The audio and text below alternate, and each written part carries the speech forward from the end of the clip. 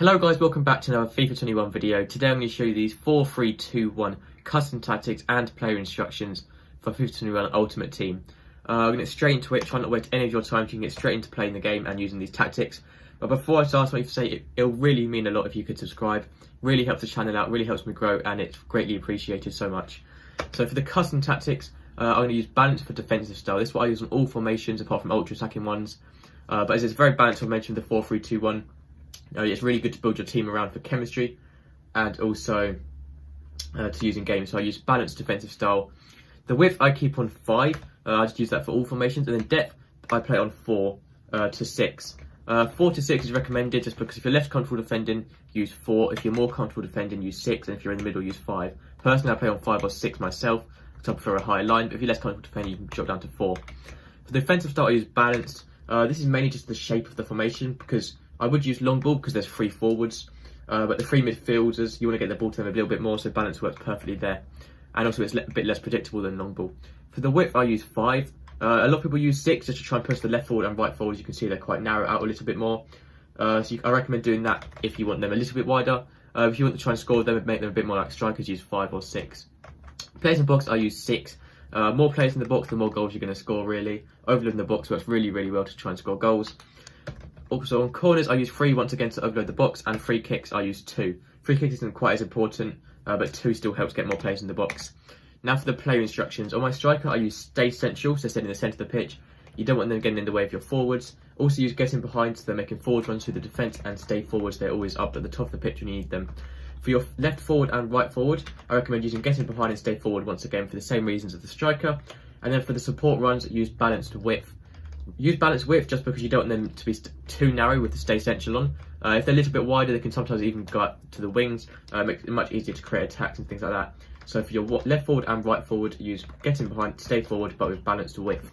Now for your 3 midfielders, the thing about this formation is they're 3 central midfielders. There's no cams, no CDMs, it's just 3 normal ones, which is actually really good because you can sort of create cams or CDMs if you want that as well.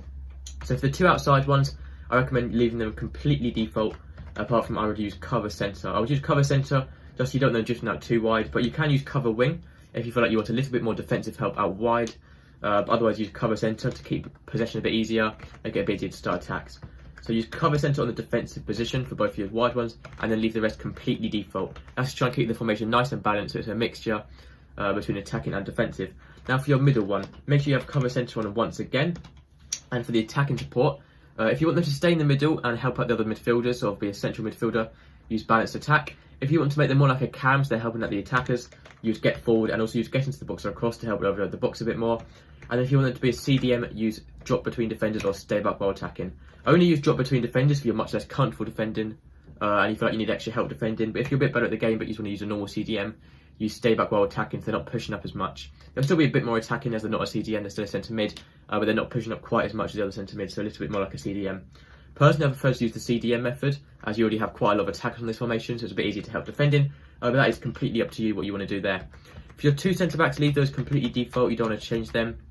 For your full-backs, use overlap still on the outside, but then also use stay back while attacking. There's not that much defensive help with this formation, as there's no CDMs, so stay back while attacking and overlap is perfect, just to try and keep defensive shape a little bit easier and to defend a bit easier as well. I also use stay back while attacking on both of those. And lastly for goalkeeper, use comes crosses and sweeper keeper. This is pretty much very important, comes crosses and sweeper keeper. I use it on every single formation, whether it's attacking or defensive. It doesn't really matter about that, but it's just really, really good for your goalkeeper. So he comes out a bit more when defending crosses, comes off his line a bit more, and same with saving outside the box shots. Much easier to challenge one-on-ones, much easier to save them as well. That is pretty much it for these 4-3-2-1 custom tactics. If you need help, anything like that, just let me know in the comments and I'll be sure to answer really quickly. But that's going to be it for this video. Thank you for watching, have a nice day, have a nice week, and I'll see you next time. Goodbye.